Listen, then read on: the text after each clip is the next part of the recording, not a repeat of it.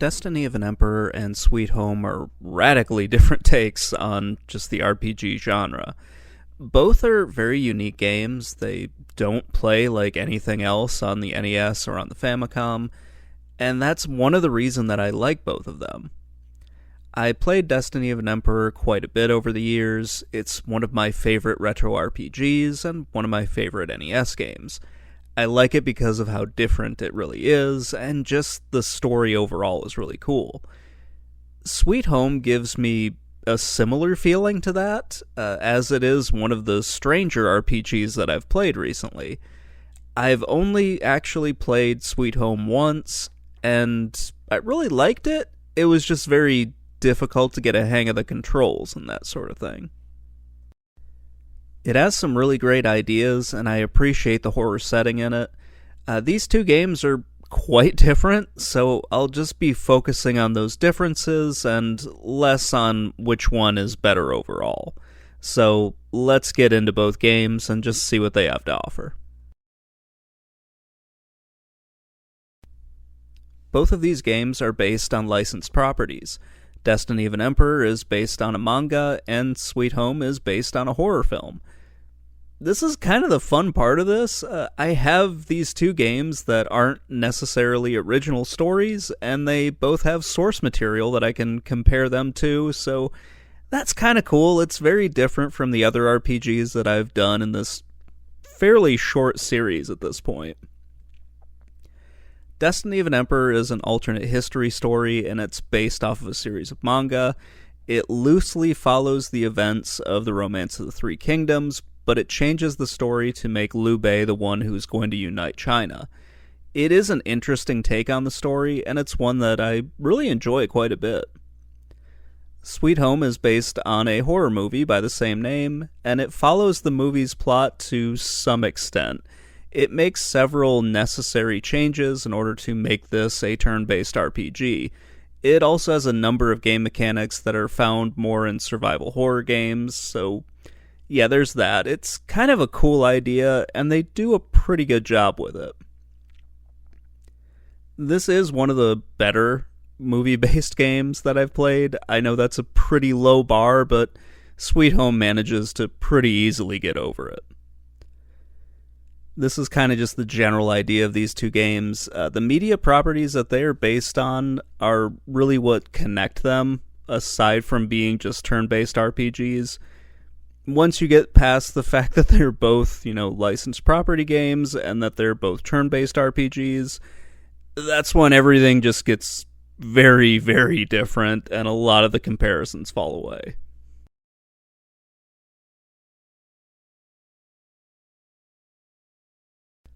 There are a lot of differences between these two games.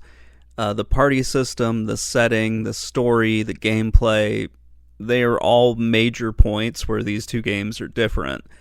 I'm going to do my best to keep it to just a few, and we'll go over those mostly to kind of keep this as short as possible.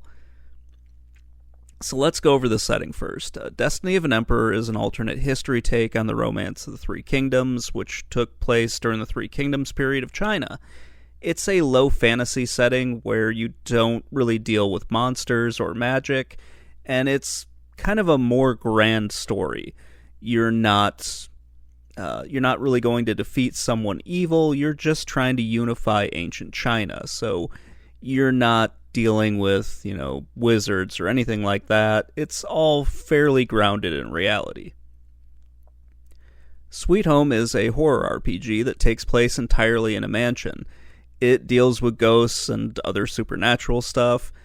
It is a smaller story and a smaller setting with fewer characters than Destiny of an Emperor. The party systems are quite different. Destiny of an Emperor has a huge class of characters that you can choose from, and you can recruit your enemy generals to your side. There are a few major characters who are going to be gaining experience and levels, and you need to find them over the course of the game, but that takes a while to actually do it. You also have 5 party members. They don't use magic, they're using tactics, and their hit points are a reflection of how many soldiers are in that army. With Sweet Home, you have 5 characters, and you have to form 2 or more parties. It is easy to switch between those characters, so it's not a huge deal to have, one party of 3 and one party of 2. You can also rearrange those parties pretty easily. It's just a very different idea on how to do this. They each have their own tool that you're going to need in order to finish the game, so certain puzzles will require you to have a key, some will require you to have a lighter, and you can swap between the characters in order to get past those obstacles pretty easy. It's a very cool idea, and something that you're not really going to see in a lot of other RPGs on the Famicom or on the NES. The gameplay is pretty different after you get past the fact that both are turn-based RPGs. Destiny of an Emperor really doesn't have puzzles for you to solve. It's really just more of like a go find a key or go get a specific item and then bring it back. With Sweet Home, you're straddling 2 genres because there's a lot of survival horror elements in this game, and it also just happens to be a turn-based RPG once you get into combat.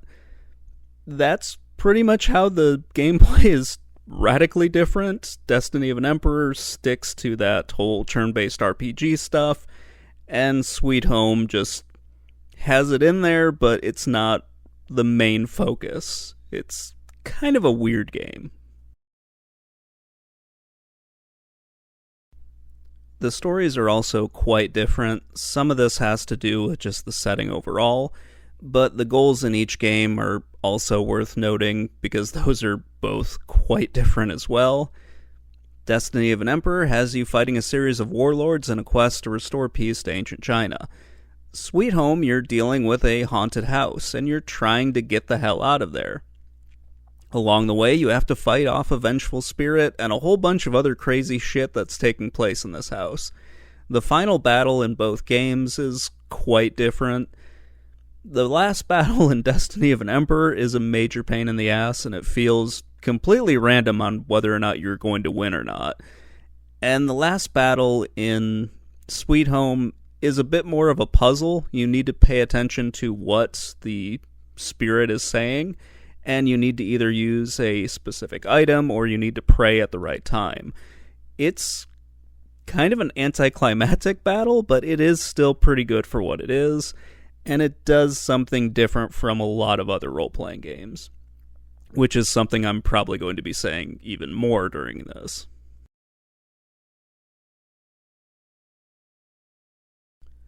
So those are the major differences. There are a bunch of other ones, such as the controls, the magic system, and the inventory, but I'm not really going to go into that too much. Let's just look at which one is better than the other, and we'll cover some of that in the next sections.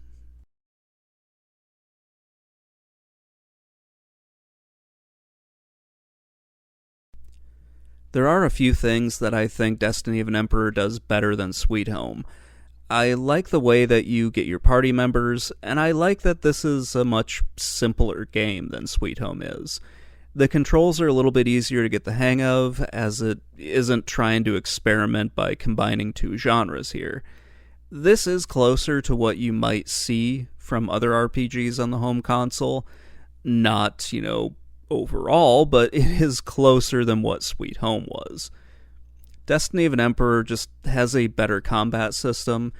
It's easier to understand how to do things. Much of this comes down to the game not requiring the player to jump through hoops to really learn how to play. You don't really need to rely on a fan translation when you're playing Destiny of an Emperor. The only thing that you might need to do is look up what some of these tactics are when you're trying to figure out what they do. And that's pretty easy to do, at least easier than what, Sweet Home is. Many of the other things that Destiny of an Emperor does are just really a personal preference. I like the combat and the recruiting system more in this game. I like that you don't start out with every character, and I think that just makes a better video game in some cases. And with this one, I think it does a few things just better because it's easier to play than what Sweet Home is.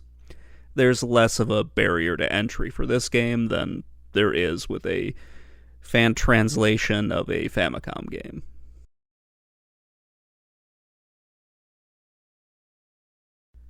With Sweet Home, you have better graphics. It's a more cinematic game than Destiny of an Emperor is. I like that there is a focus on one goal instead of sending the player off on a bunch of fetch quests. You do have puzzles to solve, but those feel a little bit different than kind of your standard go find this item that you're going to see in most traditional RPGs. This is really a hybrid of a survival horror and a turn-based RPG, which kind of works. At least I enjoy the way it does it. I know it's not going to be for everyone, but I kind of enjoy how they did everything. This is a more cinematic game. It doesn't just use the in-game graphics for its cutscenes. The game also has kind of these very simplistic comic book style cutscenes that you'll see. It's not anything amazing, but you shouldn't really expect anything groundbreaking for this time period. The game was released in 1989, so yeah, don't think you're going to get blown away by anything. Having puzzles, it just kind of works a little bit better for me in a game like this. They sort of act as side quests as you're trying to do one thing so that you can move on to the next part of the game, and that's kind of cool, at least for this setting. It works well with the inventory management, which plays a pretty big role in all of this, as well as, some of the backtracking that you do doesn't feel like you're walking for hours in order to get to where you need to be. It just feels a lot better to do this, like you're playing some kind of a remake of Resident Evil or Silent Hill or something like that just happens to have turn-based combat in it. The way that Sweet Home tells its story is also much better than the way it is told in Destiny of an Emperor.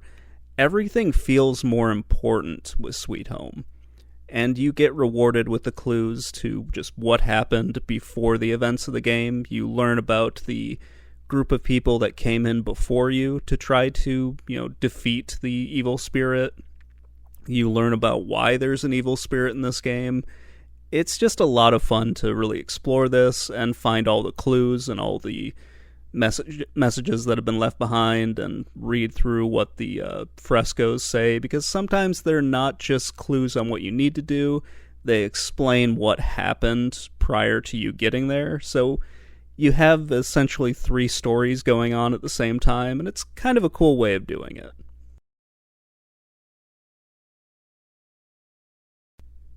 I was very impressed by this game. The developers were able to get a lot out of it without sacrificing the overall quality of the game, and I think it's a really good adaptation of the movie.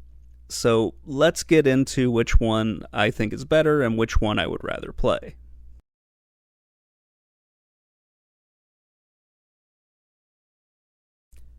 I think Sweet Home is the better overall game. It's a more complex RPG, the graphics are better, and I love the combination of gameplay elements from these two genres. I was surprised by how well the survival horror kind of merged with the turn-based RPG. It's really a cool way of doing things. There is more exploration in this game, mostly because it deals with finding items and solving puzzles.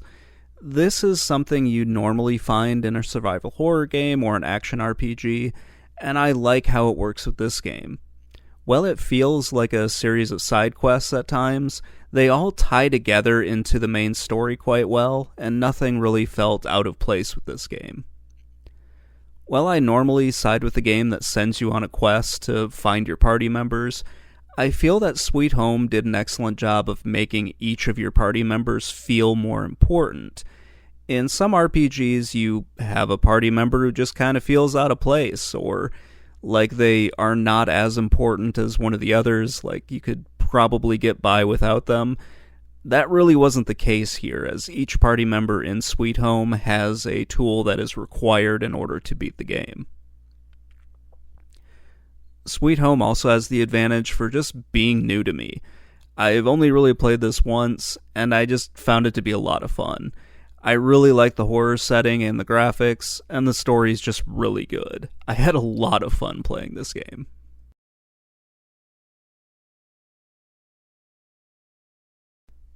At this point, I would rather play Sweet Home than Destiny of an Emperor. It was just a really fun game to go through. I love the fact that they combined two genres. I liked the turn-based combat. I liked the little quests that it sends you on. I love the story of the game. I love the backstory behind it. It's just a really fun game. This is the one that I would want to play again if I had the chance. I just love the gameplay, story, and graphics. The enemies look really creepy. There are some traps in the game as well, and it just felt like there were more secrets that I didn't find during my first playthrough. So, yeah, that's why I would want to play this one again. I love both games, but at this point, definitely I would want to play Sweet Home again.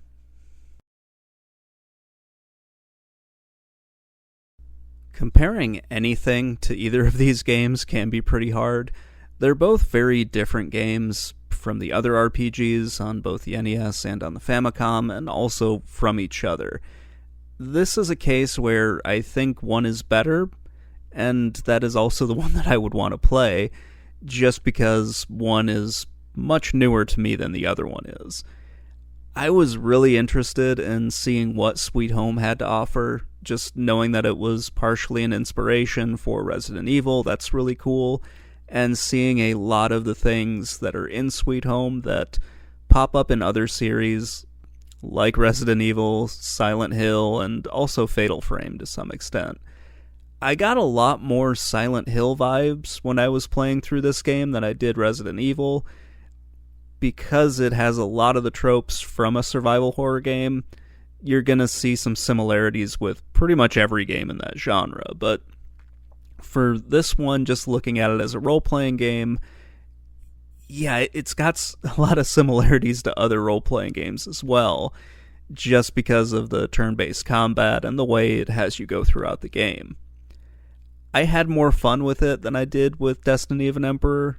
I really like both games, but yeah, I would rather go back and play Sweet Home at this point. I also think Sweet Home is just a better RPG than what Destiny of an Emperor is. Anyway, that's going to wrap things up. Let me know what you think in the comments below, and I will talk to you all later. Bye.